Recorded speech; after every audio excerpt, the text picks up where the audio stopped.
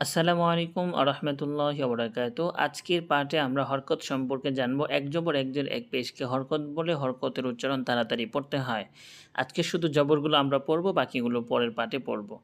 হামজা জবর আ, বা জবর বা, তা জবর তা, সা জবর সা, জিম জবর জা, হা জবর হা, খ জবর খ, দাল জবর দা, দাল জবর দা, র জবর র, জা জবর জা, সিন জবর সা, শিন জবর শা, সদ জবর স, দদ জবর দ, ত জবর ত, জ জবর জ, আইন জবর আ, গইন জবর গ, ফা জবর ফা, কফ জবর ক, কাফ জবর কা, লাম জবর লা, মিম জবর মা, নুন জবর না, ওয়াও জবর ওয়া, হা জবর হা, হামজাহ জবর আ, ইয়া জবর ইয়া, ইয়া জবর ইয়া।